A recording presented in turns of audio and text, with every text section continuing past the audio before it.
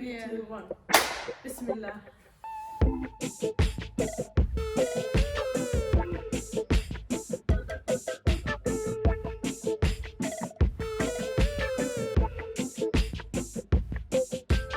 Okay, this is it.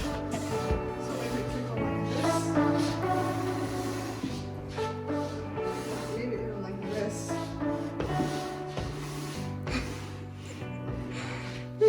Samia, the teddy bear is in the background. It's behind you.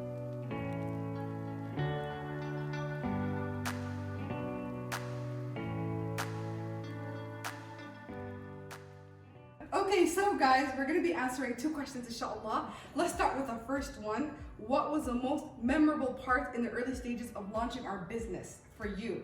I'll go first. The most memorable part of launching this business was definitely our beginning stages.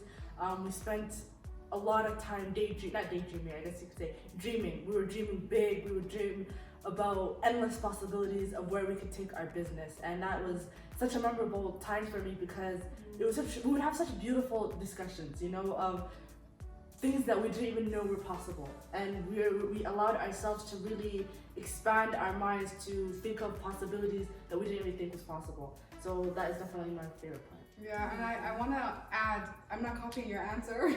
This is exactly... It's okay, you can copy. Okay, this is also what I wrote down. For me, the most memorable part was our dreaming session. I remember it would go on for hours and hours and hours and hours, and we had those twinkly lights. Do you guys remember that? Yes. And we would sit beside the windows, whether it was raining, if it was a sunrise, if it was hot chocolate, whether it was a sun, the sun was setting. Sessions. Exactly, and you know what, guys? It was in the middle, actually, the beginning stages of the pandemic. Yeah, and I remember like it was a thing. We would dream and we would come up with titles and brainstorm. And your room, you guys, we would just sit there and like think of all the possibilities and take notes. And the next day, add on to it. So for me, I agree with you. My favorite part in this entire process, the most memorable part for me was, you know, dreaming. Did you agree or did you copy? Both. You know, that just means that's how impactful it was. Honestly, for me, I would say this is actually when we launched A Buy House and we officially published Aisha's book. And it was when my students were able to read her book. You know, I feel like that was just kind of like full circle moment of something that we produced. And obviously, like, you know, your story, Aisha's book, it hit close to home. So it was so meaningful for me as a teacher. It was so meaningful for us too to see like young readers so engaged and so enthusiastic. Yeah, so enthusiastic. And it wasn't just about enjoying a book. It was them saying, "Oh, I want to write a book too." And they were even involved with, you know, some future books, you know, like illustration ideas. And yeah, honestly, for me, I think that just kind of gave me a whole new vision of the possibilities that we have with A Buy House. At first, it started with producing Aisha's book and kind of like in her house, her own small dreams that we wanted to produce with A Buy House.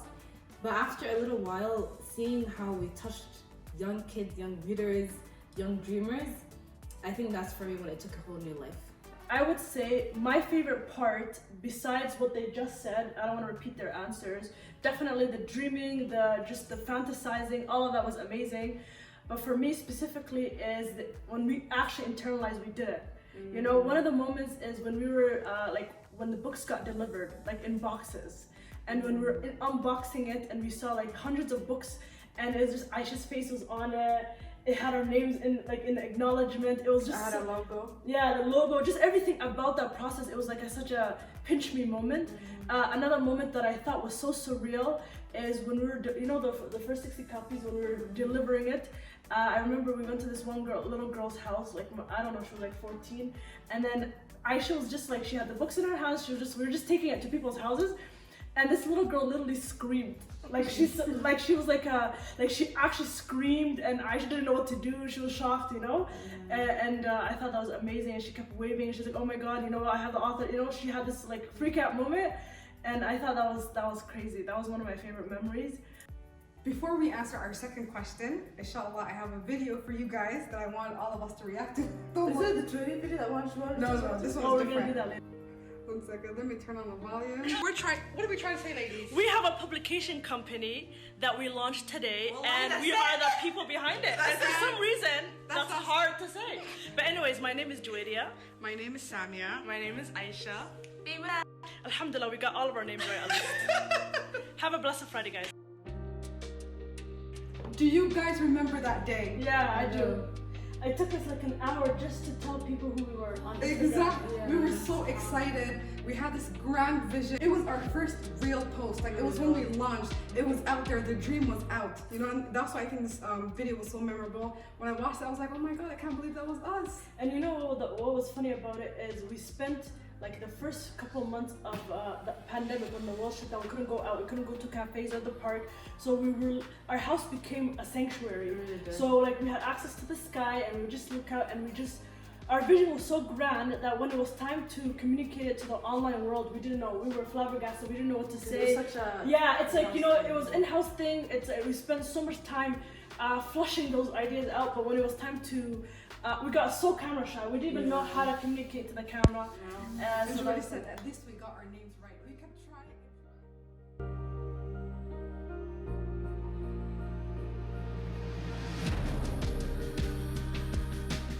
Determined to make local literature more diverse, an Edmonton author wrote a novel featuring a young black Muslim woman. But after several rejections by publishing houses, she and her sisters decided they weren't about to let that story go untold.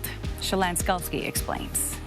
I took out It all started with a passion for reading. I loved reading young adult novels. I loved reading in general, and I was never able to find a character that looked like me. I said, you know what? I'll write the book that I want to read. I'll create the character that I've always wanted to see. Fast forward 4 years, Aisha was ready to share her finished novel with the world. Race to the finish line. I cannot Until believe. My rejections were like, this is a great premise. This is very intriguing.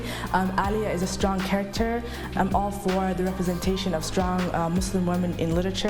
However, I don't think I'm the one who can sell this. That's when her sister stepped in and decided to publish the book on their own. We were able to come together and we kind of like armored ourselves and we said, okay, let's make a plan. So the editing process, the typesetting, the formatting, the cover design, everything, we taught ourselves how to do that. And after we had the completed product, we were like, wow, we're literally a publishing house. All that was left was coming up with a name. A word that really stuck out to us was abaya, because abaya means sister in Somali. It means like love, compassion. House is full of adventure, so however way you look at it, that's where you learn things. So far, 200 copies of Aisha's book have sold, with some making it across the globe. Look what made it to Islam. Now, the doors of a biohouse are open to all. Anyone who feels like this could be a home to them. we want to make this international. We want to touch everyone's heart. As they continue their own story of sisterhood, perseverance, and following their dreams.